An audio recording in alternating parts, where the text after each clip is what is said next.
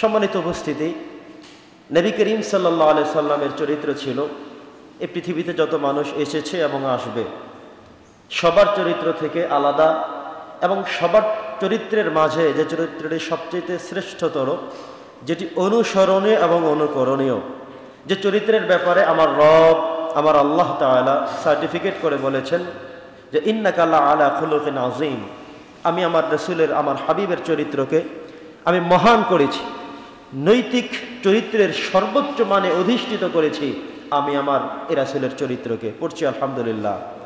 প্রিয় উপস্থিতি, আমরা সে রাসূলের উম্মত হতে পেরে আমরা হৃদয়ের সবটুকুন ভালোবাসা উজাড় করে আমরা আবারও আল্লাহ তাআলার দরবারে শুকর জ্ঞাপন করছি আলহামদুলিল্লাহ।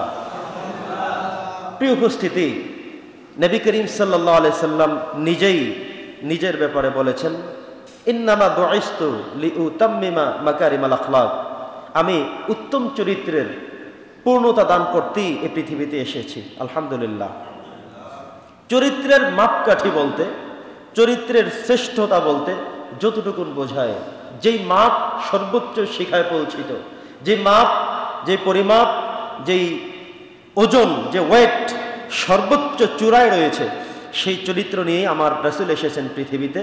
তিনি নিজের চরিত্রের ব্যাপারে আল্লাহর কাছ থেকে ফয়সালা পেয়ে নিজেও বলেছেন, কারণ যিনি তার চরিত্রের ব্যাপারে নিজেই সার্টিফাই করতে পারেন তিনি হচ্ছেন মানুষের মধ্যে শ্রেষ্ঠ। আমরা যদি আমাদেরকে প্রশ্ন করি আমার চরিত্র ঠিক আছে কিনা, আমি 5 ওয়াক্ত সালাত জামাতে আদায় করি কিনা, আমার ব্যাপারে আরেকজন ভালো বলল, আরেকজন আমার ব্যাপারে ভালো বলা আর আমি আমার ব্যাপারে ভালো বলা, পার্থক্য আছে না নাই? নবীজির চরিত্রের ব্যাপারে স্বয়ং আল্লাহ বলেছেন, এটা একটা বিষয়। যিনি সৃষ্টি করেছেন, যিনি প্রকাশ্যটা জানেন, যিনি গোপনটা জানেন, যিনি চিন্তা করে যেটা সেটাও জানেন, সে আল্লাহ বলেছেন আমি আমার রাসূলকে ইন্নাকা আলা খুলুকিন আযীম, আমি তার চরিত্রকে সর্বোচ্চ মানে অধিষ্ঠিত করে রেখেছি। সুবহানাল্লাহ। দুনিয়ার কারো কথা না, সাহাবীদের তথ্য আমি বলিনি, স্ত্রীদের কাছ থেকে সে তথ্য আমি বলিনি, বাচ্চারা যা বলেছেন তাও বলিনি, অন্যান্য মানুষদের কথা আমি তুলে ধরিনি। আমার আল্লাহ যেটা বলেছেন সেটা হলো আমার প্রথম কথা আলহামদুলিল্লাহ। আমার আল্লাহ বলেছেন এটা এমন একটি মানুষ, এমন একজন নবী, এমন একজন রাসূল যাকে আমি চারিত্রিক দিক থেকে সর্বোচ্চ মানে দণ্ডিত করেছি, সর্বোচ্চ মানে আসীন করেছি। তিনি আর কেউ নয়, তিনি আমাদের নবী, আমরা যার উম্মত, বিশ্ব নবী মুহাম্মদুর রাসূলুল্লাহ সাল্লাল্লাহু আলাইহি ওয়াসাল্লাম। সম্মানিত সুধী, আল্লাহর সার্টিফিকেটের পরে নবীজি নিজেই নিজের ব্যাপারে বলেছেন। আসুন আমরা একটু এটা মিলিয়ে নেই। আমাকে একজনে বলল যে ইমাম সাহেবের খুব ভালো মানুষ, আমি কিন্তু জানি যে আমি নামাজগুলো জামাতে পড়ি কিনা, রোজাগুলো ঠিক মতো রাখি কিনা, পর্দার বিধান আমি মানি কিনা, আমার মধ্যে কোনো সুদঘুষের লেনদেন আছে কিনা, আমি আমারটা জানি। আরেকজনে আমাকে বলল চুপ রইলাম, এটা একটা বিষয়। আর আমি যদি আমাকে কোরআন হাতে নিয়ে বলতে পারি, মসজিদে বলতে পারি, দৃঢ়তার সাথে বলতে পারি যে আমার চরিত্রের ব্যাপারে কোনো কালেমা লেপন করা যাবে না, আমি কোনো দুশ্চরিত্র ছিলাম না, আমি কোনো নামাজ ছেড়ে দিই না, আমার এই চরিত্র, আমার কোনো অন্যায় নেই, কোনো ভুল নেই, যদি আমি সেটা ট্রাই করে থাকি, যেটা বলতে পারি, সেটার গুরুত্ব। নবী করিম সাল্লাল্লাহু আলাইহি সাল্লাম নিজের চরিত্রের ব্যাপারে নিজেই বলেছেন যে ইন্নামা বুইসতু লিউতাম্মিমা মাকারিমাল আখলাক, আমি উত্তম চরিত্রের পূর্ণতা দান করতে পৃথিবীতে আগমন করেছি আলহামদুলিল্লাহ। একজন মানুষ ইসলাম সম্পর্কে জানতে চাইবে, তিনি মুহাম্মদ সাল্লাল্লাহু আলাইহি সাল্লামের দিকে লক্ষ্য করলেই ইসলামকে পেয়ে যাবে। একজন মানুষ কোরআনের 30 পারার মধ্যে কি আছে, পুরো কোরআনুল কারীমে একজন মানুষকে কিভাবে চলতে বলা হয়েছে, এই সবটা পড়ে অধ্যয়ন করে জানবে, এটা তো অনেক পরের কথা, সময়ের ব্যাপার। কিন্তু নবীজির চেহারার দিকে লক্ষ্য করলে, তার কাছে বসলে, তার সাথে চললে, তার কথা শুনলে, এটাই পূর্ণ কোরআনুল কারীম। সুবহানাল্লাহ। কথা কি বুঝতে পেরেছেন? আল্লাহ তাআলা বলেছেন যে খুলুকুল কোরআন, নবীজির চরিত্রটা কোরআন দিয়ে সাজানো। কোরআনে যেমন করে বলা আছে তেমন করে যে মানুষটি নিজের চরিত্রকে সাজিয়েছে সে মানুষটি আর কেউ না, সে মানুষটি মুহাম্মদুর রাসূলুল্লাহ সাল্লাল্লাহু আলাইহি ওয়াসাল্লাম। সম্মানিত সুধী, নবী করিম সাল্লাল্লাহু আলাইহি ওয়াসাল্লামের ব্যাপারে অনেক মানুষের অনেক মন্তব্য আছে, পজিটিভ মন্তব্য, অনেক মানুষের অনেক কথা আছে। আমরা অনেকের ভোট জানবো, অনেকের থেকে জানতে চাইবো আমার রাসূল কেমন ছিলেন, আমার রাসূলের চরিত্র কেমন ছিল, আমার রাসূলকে কে কিভাবে মূল্যায়ন করেছে, আমরা আমার রাসূলকে কেন মানছি না, কেন তার আদর্শ গ্রহণ করছি না, তার সুন্নাহগুলো কেন ফলো করি না, আমাদের তো মিনাল ফিরাশ ইলাল ফিরাশ, আপনি ঘুম থেকে উঠে আবার বিছানা যাওয়া পর্যন্ত পুরোটা দিন আপনাকে কোরআন দিয়ে সাজানোর কথা ছিল। পুরোটা দিবস ঘুম থেকে উঠলেন আবার ঘুমাতে গেলেন, এই পুরোটা সময় ব্যয় করা দরকার ছিল নবীজির আদর্শে। আমরা কি সেই আদর্শগুলো রিসিভ করতে পেরেছি কিনা? আমরা কি আমাদের মাঝে সেটাকে লালন করি কিনা? পালন করতে, বাস্তবায়ন করতে আমরা উদ্যত হয়েছে কিনা? আমরা সিদ্ধান্ত নিয়েছি কিনা? বাস্তবায়ন করছি কিনা? আমার রাসূলের চরিত্রই তো আমার জন্য সবচেয়ে উন্নত চরিত্র, ঠিক কিনা বলেন? সম্মানিত উপস্থিতি, নবী করিম সাল্লাল্লাহু আলাইহি সাল্লাম যেভাবে শিশুদের কাছে নবী ছিলেন, স্ত্রীদের কাছে তিনি যেভাবে সবার প্রথমে ইসলাম ধর্ম গ্রহণ করেছেন, দূরের কেউ না, তার স্ত্রী হযরতে খাদিজা আল কুবরা আত-তাহেরা রাদিয়াল্লাহু তাআলা আনহা। নবীজি যখন হেরা গুহা থেকে কোরআনুল কারীম পেয়ে স্ত্রীর কাছে গিয়ে ঘরে বললেন যে আজকে এই ঘটনা হয়েছে, তিনি বলছেন নিঃসন্দেহে আপনি একজন ভালো মানুষ, আপনি কোনো মানুষকে অত্যাচার করেননি, কারো হক মেরে খাননি, কারো ঘরে আগুন দেননি, কারো প্রতি জুলুম করেননি। যে বাণী আমার রব দিয়েছেন, নিঃসন্দেহে আপনি একজন নবী এবং রাসূল। আমি সবার প্রথমে ফার্স্ট আমি ঘোষণা দিলাম, আমি বিশ্বাস স্থাপন করলাম আপনার প্রতি, আপনি একজন রাসূল, আপনাকে আল্লাহ তাআলা কিতাব দান করেছেন। ইতিহাস সাক্ষী দেয় প্রথম যে মানুষটি নবীজির এই কথার উপরে বিশ্বাস স্থাপন করেছিল তিনি হচ্ছেন আমাদের আম্মা জান নবী করিম সাল্লাল্লাহু আলাইহি ওয়াসাল্লামের স্ত্রী হযরত খাদিজাতুল কুবরা আত-তাহেরা রাদিয়াল্লাহু তাআলা আনহা। পড়ছি আলহামদুলিল্লাহ। আমরা কজন মানুষ আছি যে আমাদের স্ত্রীর কাছে যদি জানতে চাওয়া হয় আপনার হাজবেন্ডের ব্যাপারে কিছু একটু বলুন, আমরা একটু চিন্তা করে দেখি তো, অথবা বাড়িতে গিয়ে নিজের স্ত্রীকে নিজে একটু জিজ্ঞাসা করে দেখি তো আমার ব্যাপারে আমার স্ত্রীর অভিযোগ আছে কিনা। বলবে অনেক কিছু চাহিদা এখনো পূরণ হয়নি, বয়স 60 বছর পেরিয়ে গেলেও এখনো কিছু জিনিসের বায়না ছিল, কিছু খাবারের বায়না ছিল, মহারানার বায়না ছিল, জায়গা জমির বায়না ছিল, অনেক কিছুর বায়না এখনো তার রয়ে গেছে, এখনো তার কমপ্লেনের শেষ নেই। কিন্তু নবীজির স্ত্রীদের কোনো কমপ্লেন ছিল না। তাদের কাছে জানতে চাওয়া হলো নবীজির কথা, নবীজির ব্যাপারে কিছু একটা বলুন। তারা বলছেন আমাদের কোনো কমপ্লেন নাই, আমাদের তার প্রতি কোনো অভিমান, বিরাগ, কষ্ট, দুঃখ কিচ্ছু নাই। আপনারা যেভাবে সমাজে দেখেন ঠিক সেভাবে তিনি ঘরেও আছেন।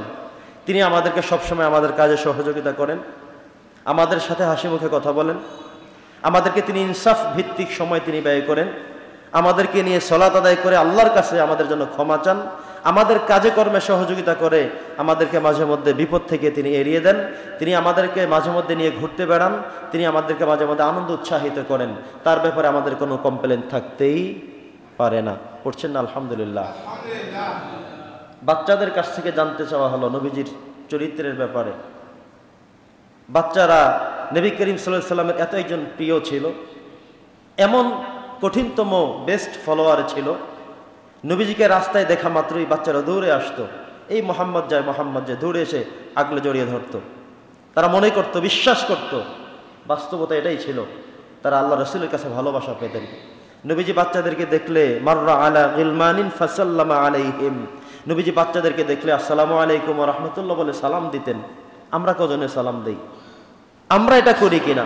আমি আমার সন্তানকে, স্ত্রীকে, আমার এলাকার ছোট ছোট বাচ্চাদেরকে, ছোটদেরকে, ছাত্রদেরকে, অফিসের কর্মচারীদেরকে আমি সালাম দেই কিনা? নাকি আমার মধ্যে অহংকার নিহিত আছে, আমি ছোটদেরকে কেন সালাম দেব, আমি আমার স্ত্রীকে কেন সালাম দেব, আমি আমার সমাজের বদলা মানুষদেরকে কেন সালাম দেব, আমি রিক্সাওয়ালাকে কেন সালাম দেব, আমি ভিক্ষুককে কেন সালাম দেব? এই প্রশ্ন যদি আপনার মধ্যে শুধু গেঁথে থাকে, কেন আমি বাচ্চাদেরকে দেব, কেন স্ত্রীকে দেব, কেন ভিক্ষুককে দেব, কেন আমি রিক্সাওয়ালাকে সালাম দেব, বুঝতে হবে আপনার মাঝে অহংকার এখনো নিহিত।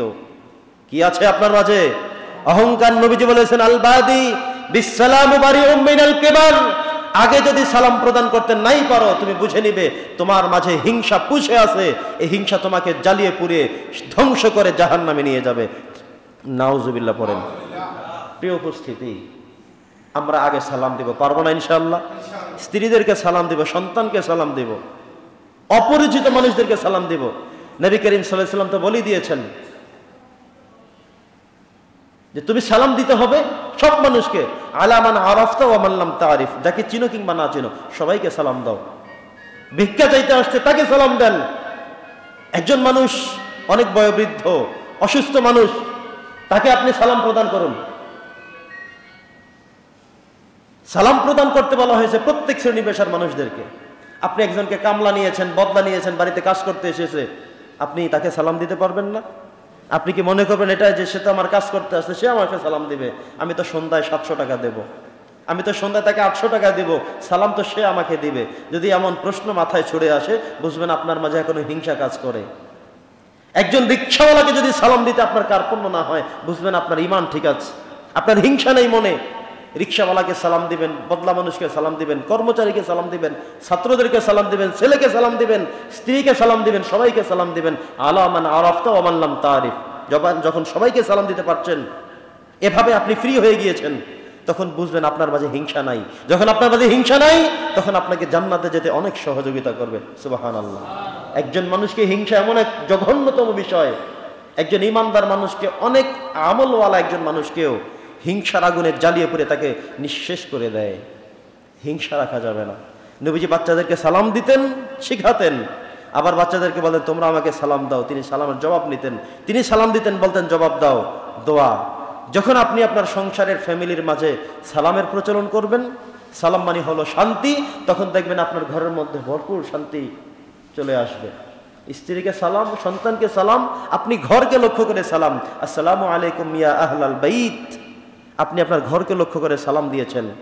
তখন এই সর্বত্রই সালামের কারণে, আল্লাহর পক্ষ থেকে শান্তি কামনা করার কারণে আপনার ঘরের মধ্যে আল্লাহ তাআলা বরকত দিয়ে দিবেন। আলহামদুলিল্লাহ। সম্মানিত উপস্থিতি, আমরা আজ সালামের কথা ভুলে গিয়েছি।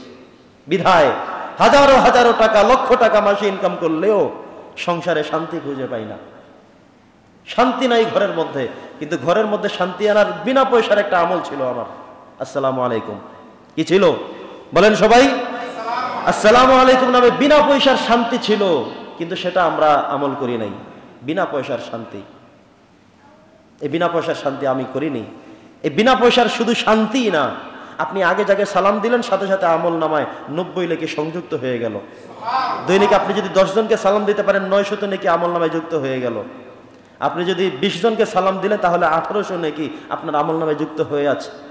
চিন্তাও তো করতে পারলেন না, আপনি বোবার মতো চলে বেড়ালেন, কাউকে সালাম দিলেন না। দিন শেষে আপনার খাতা শূন্য। আরেকটা মানুষ 20 জন মানুষকে সালাম দেওয়ার কারণে তার আমল নামায় 1800 নেকি, 1 8 0।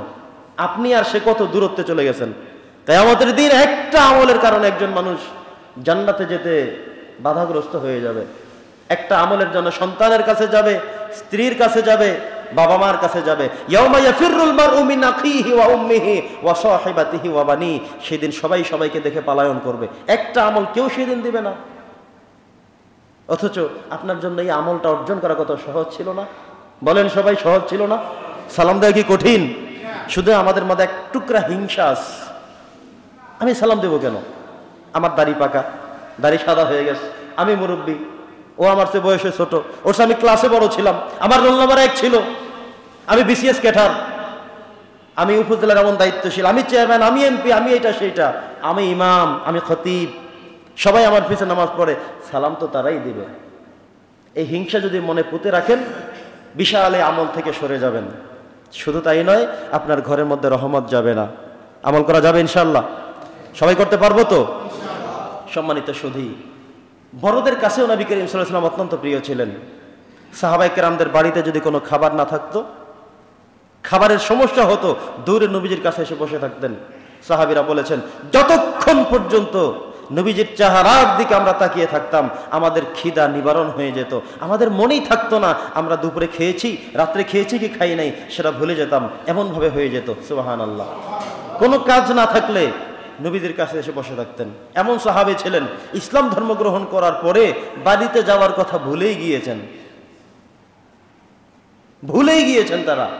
বাড়ি যে একটা বিষয় আছে, স্ত্রী নামক একজন যে মানুষ বাসায় আছে, সন্তানরা যে আছে, বাবা মা যে আমার দিকে তাকিয়ে থাকতে পারে, এই কথা তারা ভুলেই গিয়েছেন। ভুলেই যেতেন। নবীজি এমন এক মহামানব ছিল, যার চেহারার দিকে একবার সুন্দর করে তাকালে, দ্বিতীয়বার তাকালে কোনো কাফের মুসলমান না হয়ে পারত না। অসংখ্য ইতিহাস আছে। নবীজির কাছে আসতেন, বসতেন কোনো একটা ঝামেলা বাজানোর জন্য, কিন্তু এসে বসে কিছু সময় কথা বলে বুঝতে সক্ষম হতেন ইনি কোনো সাধারণ মানুষ নয়, ইনি এক মহামানব, বিশাল দিলের অধিকারী, বিশাল মনের অধিকারী। আলহামদুলিল্লাহ। এক যুবক মসজিদে এসে পেশাব করে দিল। নবী করিম সাল্লাল্লাহু আলাইহি সাল্লাম চুপচাপ করে সাহাবীদেরকে বসে থাকতে বললেন। ওমর রাদিয়াল্লাহু তো দাঁড়িয়ে গেলেন। আবু বকর রাদিয়াল্লাহু তাআলা আনহু মেজাজ খুব মাথায় উঠে গেল যে মসজিদের মধ্যে পেশাব করবে, আমাদের ধর্মীয় লয়ে, আমাদের আল্লাহর ঘরে, আমাদের মসজিদে যেখানে আমরা রুকু সেজদা করে সালাত আদায় করি, এই পবিত্র গায়ে যে পেশাব করবে তাকে কি ছেড়ে দেওয়া যায়? আমরা কি ছেড়ে দিতাম? নবীজি বলছেন, থামো, ধৈর্য ধরো, ইসবির, একটু চুপচাপ করে ধৈর্য ধারণ করো। ওই ব্যক্তির পেশাব শেষ হওয়ার পরে ইয়াহুদির বেদুইনের নবী করিম সাল্লাল্লাহু আলাইহি ওয়াসাল্লাম সাহাবাদেরকে বললেন, চলো আমি সহ সবাই পরিষ্কার করব, কারণ ওইটা বোঝে না, ও বোঝে নাই, ও অবুঝ। ও যদি বুঝতে পারতো না মুসলমানদের ইবাদত গৃহ, কখনো পেশাব করতো না।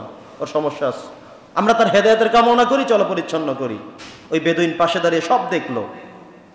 সে জাস্ট এতটুকুন ভালোবাসার ছোঁয়া পেয়ে সে নিজেকে পরিবর্তন করে ফেললো যে কেমন মানুষ, আমাকে মারবে, তাড়িয়ে দিবে, ধাক্কা দিবে, পিটাবে, শেষ করে ফেলবে, সেটা তিনি না করে সবাইকে বাধাগ্রস্ত করে তিনি পরিচ্ছন্ন করছেন। এটা এক মহামানব। কি চরিত্রের অধিকারী তিনি! সে নিজেকে আর ঠিক রাখতে না পেরে কালেমা পড়ে মুসলমান হয়ে ইসলামের মধ্যে চলে আসে। সুবহানাল্লাহ। নবী করিম সাল্লাল্লাহু আলাইহি ওয়াসাল্লামের ব্যাপারে কারো কোনো কমপ্লেন নাই। আমরা এমন কেই বা আছি, আমি প্রধান শিক্ষক, আমি সহকারী শিক্ষক, আমি সাধারণ শিক্ষক, আমার উপরে অন্য সবাই রাজি খুশি আছে কিনা?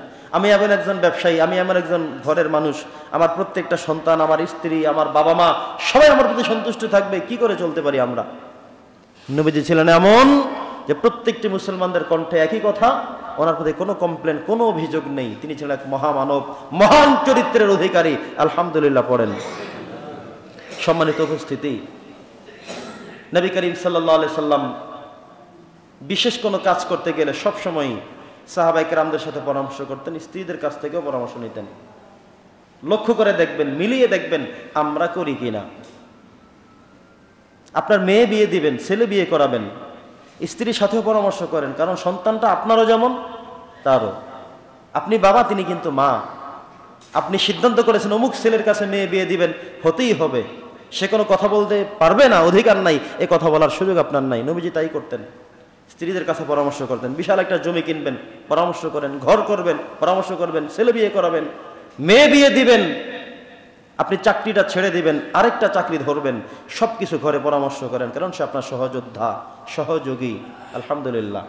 শুধু তাই নয়, নবীজি সাহাবায়ে কেরামদের সাথেও কোনো কাজ হলে তাদেরকে পরামর্শ দিতে বসতেন। বদরের যুদ্ধের সময় নবী করিম সাল্লাল্লাহু আলাইহি ওয়াসাল্লাম সিদ্ধান্ত দিলেন যে বদরের যুদ্ধ করব, আমরা এই জায়গাটা আমাদের তাঁবু স্থাপন করব, এখানে আমার ঘরের মতো তৈরি করে এখানে থেকে যুদ্ধ পরিচালনা করব। একজন সাহাবী, নাম ছিল খাব্বাব ইবনে মুনজির। কি নাম? খাব্বাব ইবনে মুনজির দাঁড়ালেন, হুজুর আমরা একটা কোশ্চেন আছে, একটা সওয়াল আছে আমার, কি বলো? তিনি বললেন, এই যে আজকে এখানে আমাদের কাফেলা হবে, এই সিদ্ধান্তটা কি আপনি নিয়েছেন নাকি আল্লাহ দিয়েছেন? নবীজি বললেন, সিদ্ধান্তটা আমি নিয়েছি, আল্লাহ সিদ্ধান্ত দেয়নি।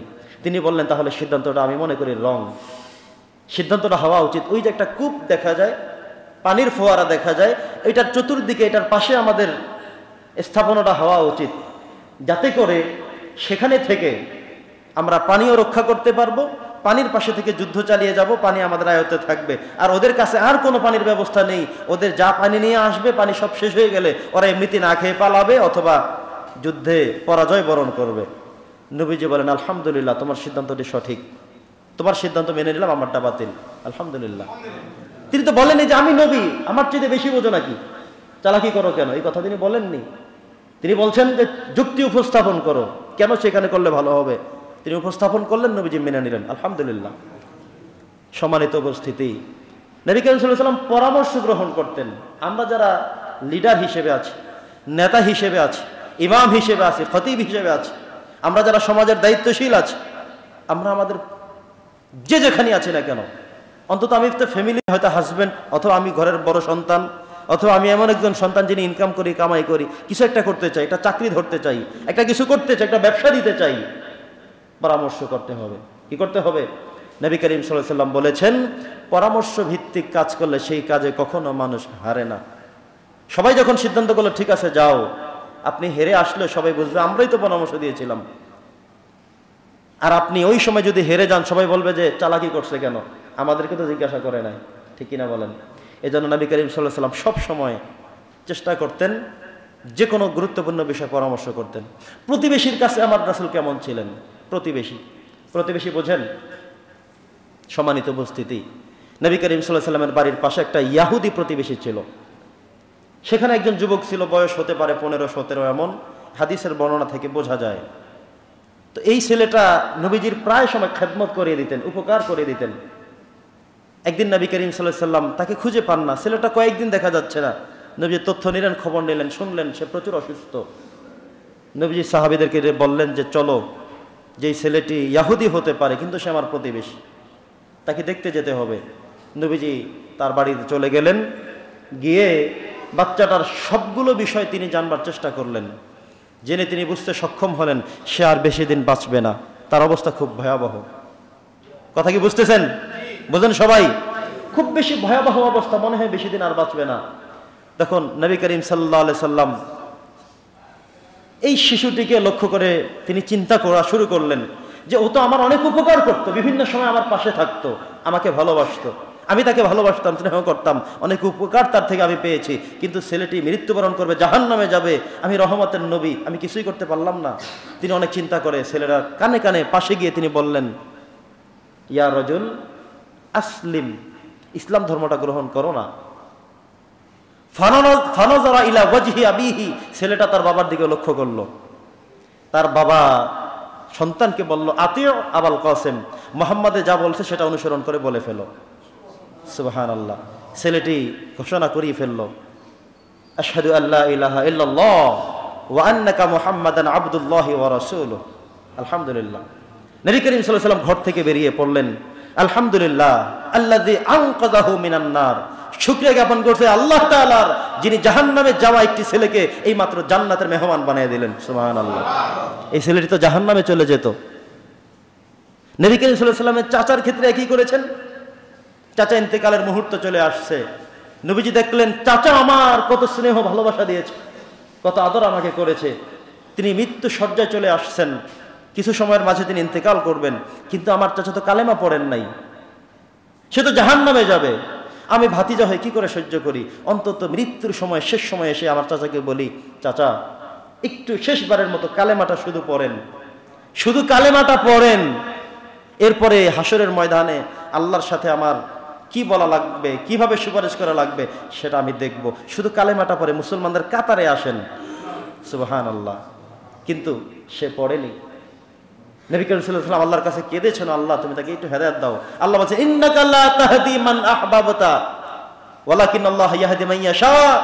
আল্লাহ যাকে চান তাকেই শুধু হেদায়েত দান করেন। মুহাম্মদ তুমি দোয়া করে কারোর জন্য হেদায়েত খুঁজে আনতে পারবে না। সুবহানাল্লাহ।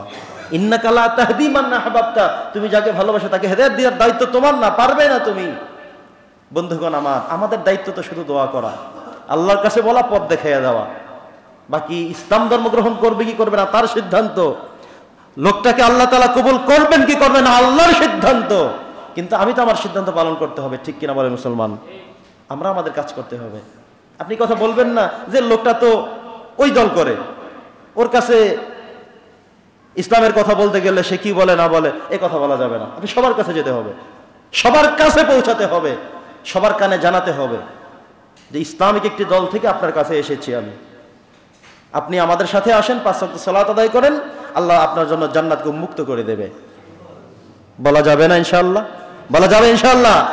বন্ধুগণ আমার, কে করবে কে করবে না সেই সিদ্ধান্তটি আপনার না, সিদ্ধান্তটি আল্লাহর, এবং যিনি করবেন সেটা তার চিন্তা বিবেক দিয়ে তিনি সিদ্ধান্ত নেবেন।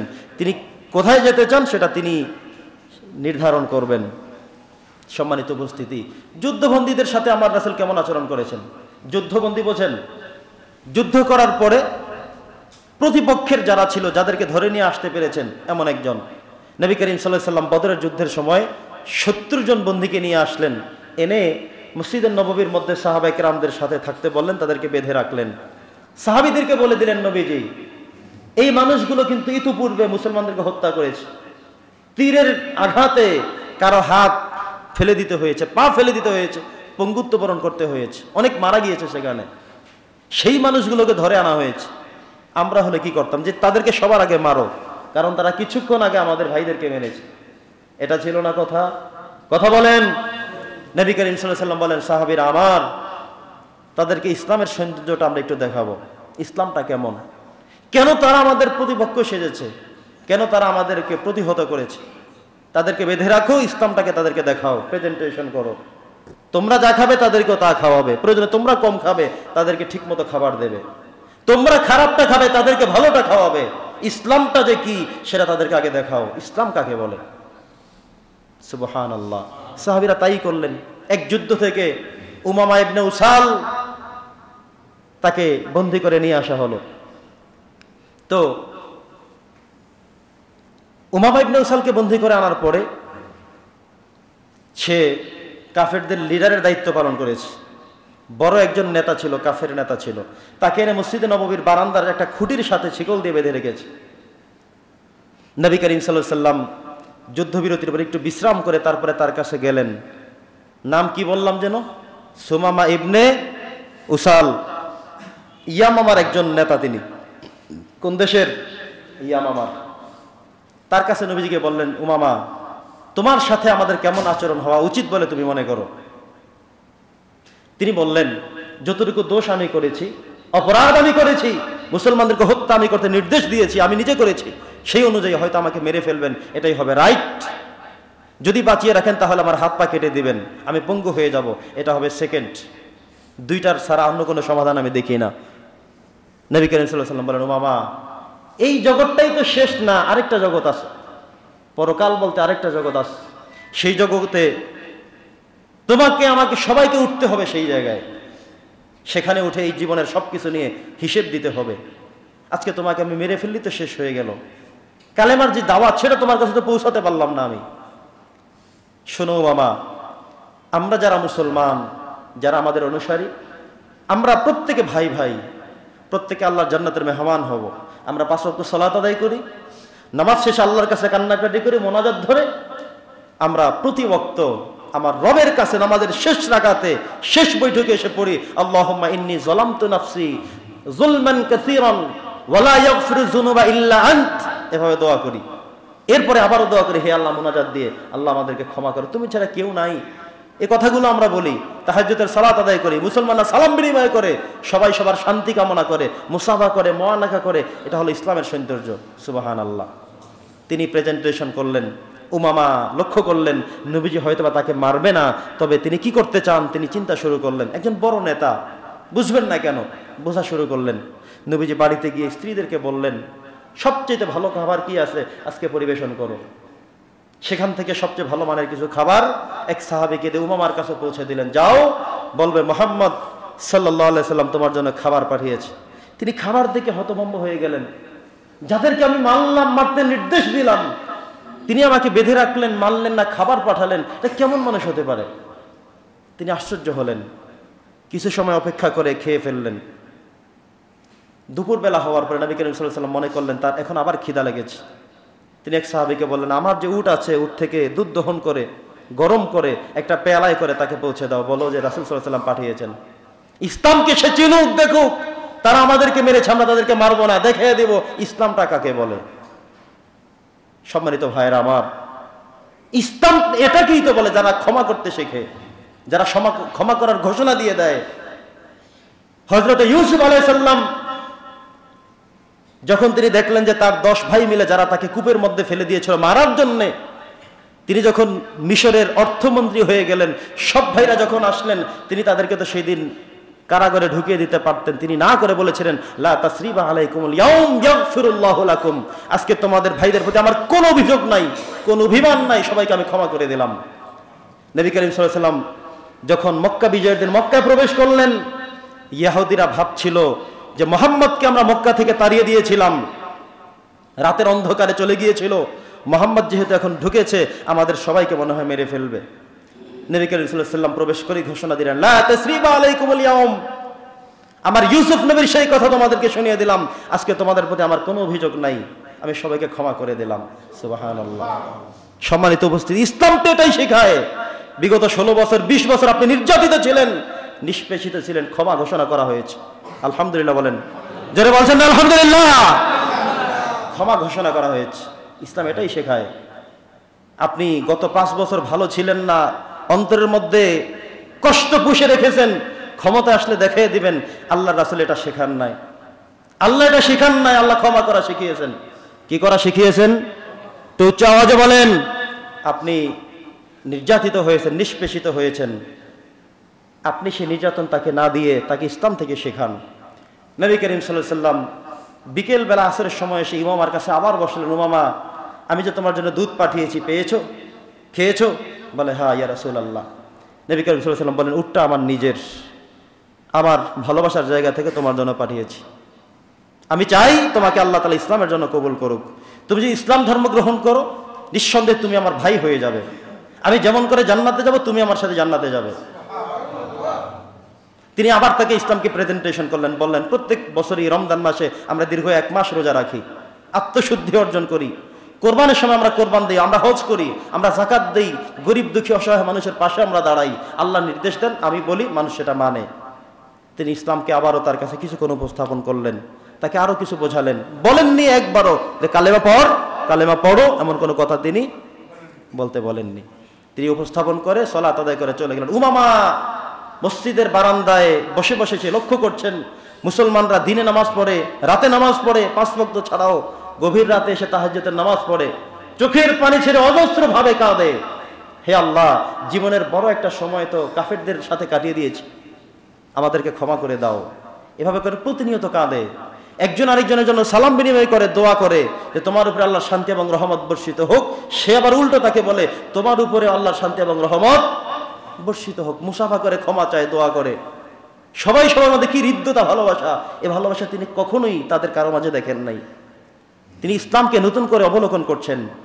এভাবে করে করে পরের বেলা নবীজি বাড়ি থেকে খাবার পাঠিয়েছেন। 3 দিন হয়ে গেল। কয়দিন? জোরে বলেন। 3 দিন পরে আসরের নামাজের সময় নবীজি সালাম বিনিময় করে নামাজ শেষ করে সাহাবীদেরকে ডেকে বললেন, উমামাকে ছেড়ে দাও। সাহাবীরা আশ্চর্য হয়ে গেলেন, ইয়া রাসূলুল্লাহ, ছেড়ে দিব তাকে? কি করে হতে পারে? সে তো আমাদের বিরুদ্ধে যুদ্ধ ঘোষণা করেছিল, আমাদের মুসলমানদেরকে, নিরীহ মুসলমানদেরকে মেরেছিল, সে তো বিশ্বাসঘাতকতা করবে। ইয়া রাসূলুল্লাহ, নবীজি বললেন, আমাদের দায়িত্ব, ওমা আলাইনা ইল্লাল বালাগ, পৌঁছে দিয়েছি আমি দাওয়াত। ইসলাম ধর্ম গ্রহণ করবে কি করবে না সেটা তার। আমি তো মেরে ফেললে শেষ হয়ে যাবে, ছেড়ে দিয়ে দেখি না, সে ইসলাম ধর্ম গ্রহণ করলে আমাদের ভাই হয়ে যাবে, জান্নাতের মেহমান হয়ে যাবে। ইসলামকে আমি তুলে ধরেছি তার কাছে, আমার পক্ষে যতটুকু সম্ভব। বিগত দিনে এই 3 দিন পর্যন্ত ইসলামকে তাকে প্রেজেন্টেশন করেছি, উপস্থাপন করেছি, বুঝতে সক্ষম হয়েছি। অসংখ্য প্রশ্ন সে করেছে, আমি সব জবাব দিয়েছি, বুঝিয়ে দিয়েছি। এখন ছেড়ে দাও, সিদ্ধান্তটা তার। সাহাবায়ে কেরাম ছেড়ে দিলেন। লক্ষ্য করলেন তিনি একটু দূরের খেজুর বাগানের মধ্যে গিয়ে সেখান থেকে গোসল করে আবারও ফেরত আসে, বললেন, ইয়া রাসূলুল্লাহ, আমি ইসলাম ধর্ম গ্রহণ করার জন্য সিদ্ধান্ত নিয়ে এসেছি, আমাকে আপনি পড়ায় দেন, আশহাদু আল্লা ইলাহা ইল্লাল্লাহ ওয়া আন্নাকা মুহাম্মাদান আবদুল্লাহি ওয়া রাসূলুহু। মুসলমান হয়ে গেছে। একই সাথে সে বলল, এতদিন পর্যন্ত আমার কাছে মদিনা শহর ছিল সবচেয়ে ঘৃণিত শহর, আজকে এই শহরটা আমার কাছে বেশি পবিত্র। এতদিন পর্যন্ত আপনি মুহাম্মাদের নাম শোনা মাত্রই আমার মেজাজ খারাপ হয়ে যেত, আজকে আমার মনে হচ্ছে আপনার থেকে ভালো কোনো মানুষ পৃথিবীর জগতে দ্বিতীয় কেউ আর নেই। যে ইসলাম ধর্মকে আমি ঘৃণা করতাম, আজকে আমি বুঝতে পেরেছি, দেখতে পেয়েছি বিগত 3টা দিন মুসলমানদের মধ্যে এত ভ্রাতৃত্বের বন্ধন আমি কখনো কোনো জায়গায় কারোর মধ্যে আমি দেখি নাই। হে মুহাম্মদ, আমি আপনার ভাই হয়ে গেলাম, আপনার সাথে থেকে বিগত জীবনটা আমি কাটিয়ে দিতে চাই, আপনি আমাকে আপনার পাশে রাখেন। আলহামদুলিল্লাহ, ফল কি পাওয়া গেছে? কথা বলেন। নবীজি তাকে যদি মেরে ফেলতেন তাহলে ইসলামটা তিনি গ্রহণ করতেন না। বোঝালেন। এভাবে যে সমস্ত ভাইদেরকে মনে করবেন দূরত্ব, সে শুনে না, বোঝে না, তাকে একটু সময় দেন, তাকে বোঝান, চেষ্টা করেন। কারণ আপনি কাউকে হেদায়েত দিতে পারবেন না, ঠিক আছে, তবে আপনার দায়িত্ব তো আছে। আপনি তার কাছে গিয়ে যেতে হবে, বোঝাতে হবে, শোনাতে হবে, সময় দিতে হবে, টাইম পাস করতে হবে, আল্লাহর কাছে দোয়া করতে হবে। যদি আল্লাহ কবুল করেন ইসলামের জন্য, তাহলে তিনিও চলে আসবেন। আলহামদুলিল্লাহ। সম্মানিত উপস্থিতি, ভিক্ষুকদের সাথে আমার রাসূল কেমন আচরণ করেছেন। একদিন এক ভিক্ষুক এসে নবীজির কাছে বললেন, মুহাম্মদ ভিক্ষা দাও। গায়ের মধ্যে একটা চাদর ছিল, ধরে টান দিলেন, ভিক্ষা দাও। এমন জোরে টান দিলেন, এই যে জায়গাটা নবীজির রক্তাক্ত হয়ে গিয়েছে। অনেক সময় হয় না এমন, আমাদের হয় কিনা বলেন? জোরে টান দেওয়ার রক্তাক্ত হয়ে গেল, নবীজি খুব কষ্ট পেলেন। ঠিক তবে তিনি সে কষ্ট উপস্থাপন না করে একটা হাসি দিয়ে দিলেন।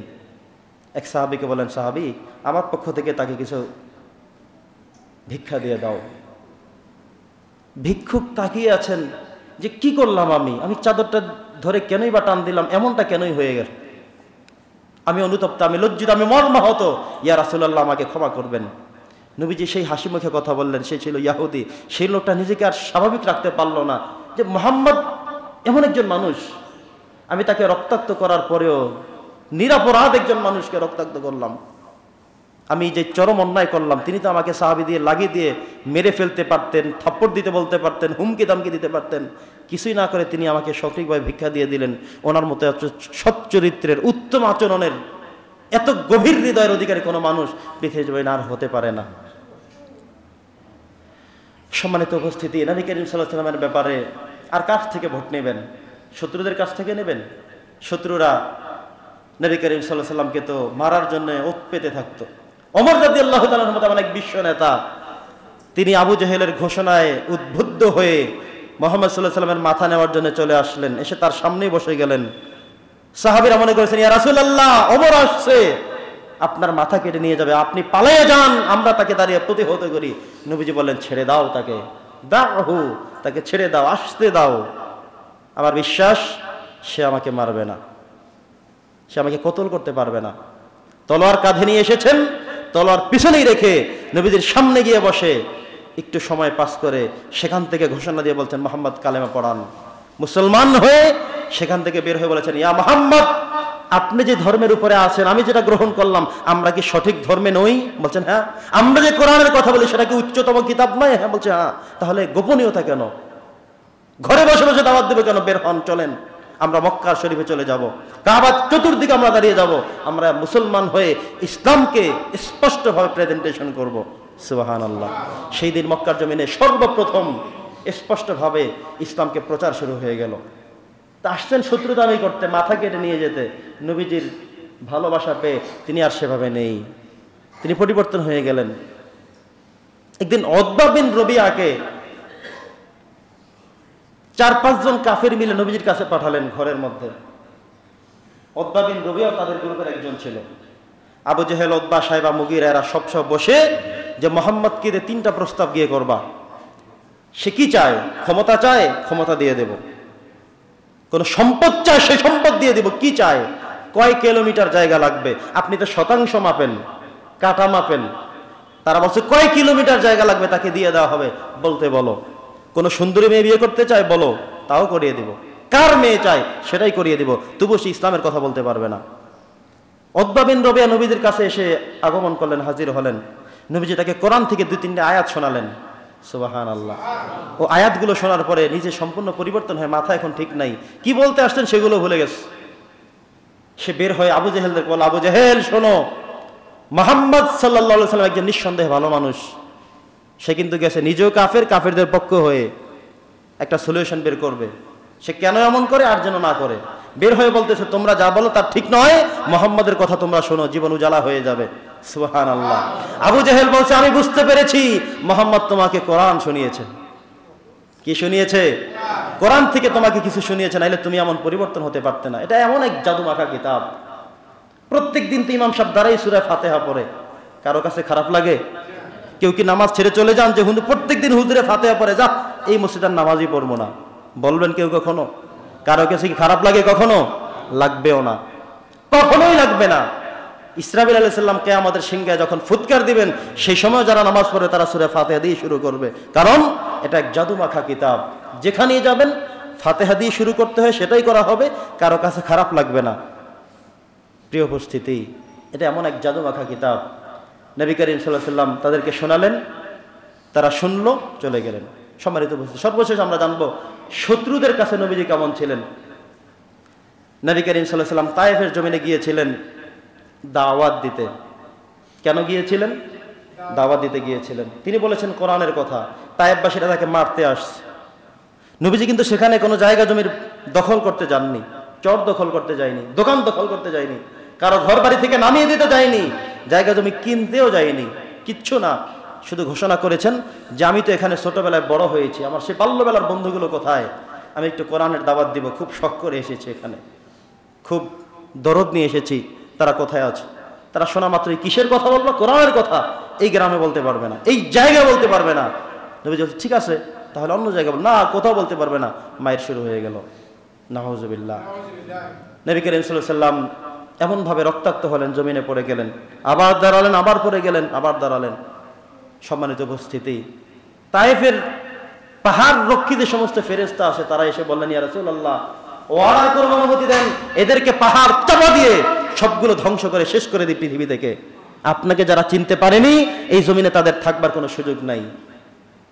সম্মানিত উপস্থিতি, নবী করিম সাল্লাল্লাহু আলাইহি ওয়াসাল্লাম চমৎকার করে বলেছিলেন, শোনো, আজকে যদি আমি তাদেরকে মেরে ফেলতে বলি হয়তো শেষ হয়ে যাবে তারা, কিন্তু আমি তাদের জন্য দোয়া করি, আল্লাহুম্মা হাদি কওমি ফাইন্নাহুম লা ইয়ালামুন। হে আল্লাহ, আমার এই কওমকে তুমি হেদায়েত দান করো, তারা বোঝে না।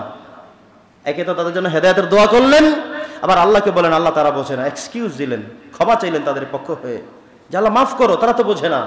নবীজি তখন ওই ফেরেশতাদেরকে বলেছিলেন, আজকে তারা বোঝে না, আরেকদিন তারা বুঝবে, তাদের সন্তানরা বুঝবে, তাদের নাতিরা বুঝবে, পরবর্তী প্রজন্ম যে কেউ ইসলামকে আবার জাগিয়ে তুলবে। সুবহানাল্লাহ। প্রিয় উপস্থিতি, বর্তমান সময়ে যারা হাজী সাহেব তায়েফে গিয়ে দেখেন শুধু মসজিদ আর মসজিদ, মনে হয় যেন তায়েফের শহরটা মসজিদের শহর। সেখানে গেলে প্রত্যেকটা মানুষের হৃদয় জুড়িয়ে যায়। অথচ ওই সময়ে আমার নবীকে রক্তাক্ত করেছিল তারা।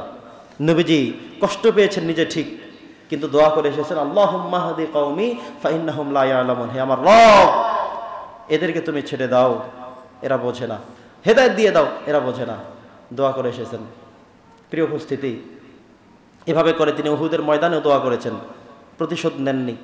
সাহাবীদেরকে বলেছেন, ফেরেশতা জিবরাইলকে বলেছেন, ভাই ধ্বংস করো না, এরা আরেকটা সময় এসে আবার আমাদেরকে বুঝবে, আমাকে কষ্ট দিয়েছে, আমি সেটা আল্লাহর কাছে ক্ষমা চাই, আল্লাহ যেন তাদেরকে ধ্বংস না করে দিয়ে হেদায়েতের দোয়া কামনা করি। আলহামদুলিল্লাহ, আমরা কি এমন হতে পারবো? আমি একটা থাপ্পড় খেয়েছিলাম ওই সময়ে, সেটা 15 বছর চলে গিয়েছে, 20 বছর গিয়েছে, 25 বছর গেছে, এখন আমি ক্ষমতায় আসছি। ওই থাপ্পড়ের জের মুখস্থ রাখা যাবে? ক্ষমা করে দেওয়া যাবে? তাও কি জেনা নাকি? ক্ষমা করা যাবে না ইনশাআল্লাহ? সব কিছু ভুলে ক্ষমা করে দিয়ে আমরা নতুন এক বাংলাদেশ সাজাতে চাই। আল্লাহ তুমি কবুল করো। সম্মানিত উপস্থিতি, সর্বশেষ একটি পয়েন্ট বলছি, শেষ করে দিচ্ছি। নবীজি প্রাণীর প্রতি কেমন দয়া করতেন। প্রাণী চিনেন? গরু, ছাগল, হাঁস, মুরগি, উট। নবীজি একদিন এক ইয়াহুদির বাগানের পাশে দিয়ে যাচ্ছেন, একটা উট বাঁধা সেখানে। উট বলল, ইয়া রাসূলুল্লাহ, আসসালামু আলাইকা ইয়া রাসূলুল্লাহ, ইয়া হাবিবাল্লাহ, আমার কিছু অভিযোগ আছে। দাঁড়ান, কি অভিযোগ? আমার মালিক আমাকে নিয়মতান্ত্রিকভাবে খাবার দেয় না, কয়েকদিন পর্যন্ত আমার সাথে খুব টর্চার করা হচ্ছে। ইয়া রাসূলুল্লাহ, দেখেন স্বাস্থ্যের কি অবস্থা, আমার বাচ্চাগুলো দুধ পায় না, না খেয়ে মারা যাচ্ছে, আপনি কোনো সুপারিশ করুন। তিনি তো দয়ার নবী, সামনে অগ্রসর না হয়ে মালিককে খুঁজে বের করলেন, যে উট কার? বলল আমার। খাবার দাও না কেন? খাবার দিচ্ছ না কেন? জেনে রাখো, কিয়ামতের দিন আদালতে আখিরাতে জালেমের কাতে তুমি দাঁড়িয়ে যেতে হবে, আসামির কাঠগড়ায় তোমাকে দাঁড়াতে হবে, জালেমের কাতারবন্দি হয়ে তুমিও দাঁড়াবে। তা প্রাণীর প্রতি তুমি দয়া করো না, মায়া করো না, তাকে না খাইয়ে কষ্ট দিচ্ছ। কে বলছে তোমাকে উট পালতে? বিক্রি করে ফেলো, খেয়ে ফেলো, কিন্তু তাকে লালন পালন করতে হলে তার যে অধিকার সেটা দিয়ে দিতে হবে। আলহামদুলিল্লাহ, নবীজি ধমক দিয়ে দিলে সে ঠিক হয়ে গেল। আমরা অনেকে প্রাণী লালন পালন করি, ঠিক মতো খাবার দেই না। হাঁস মুরগি অনেকগুলো পারি, কোনো খাবার নাই। কবুতর পালি, খাবার দেই না।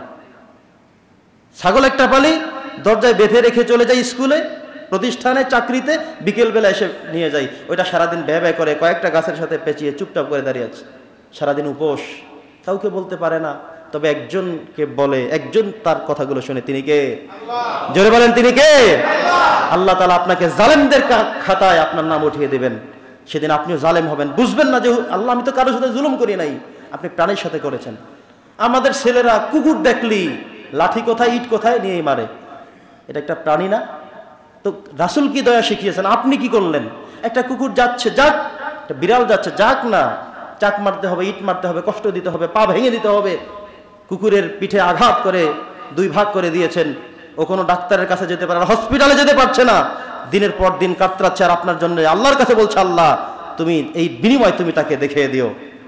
আপনি দেখবেন অসুস্থতা ভালো হয় না, কিচ্ছু ভালো হয় না, খুঁজে দেখবেন কোনো প্রাণীর সাথে, কোনো পাগলের সাথে, কোনো ভিক্ষুকের সাথে আপনি জুলুম করেছিলেন কিনা, অন্যায় করেছিলেন কিনা, সেই জের হয়তো আপনাকে পেতে হচ্ছে। সবার সাথে এই আচরণ আমার রাসূল করেছেন। সম্মানিত উপস্থিতি, আমার সময় শেষ। ওমা আলাইনা ইল্লাল বালাগ। পরবর্তী জুমায়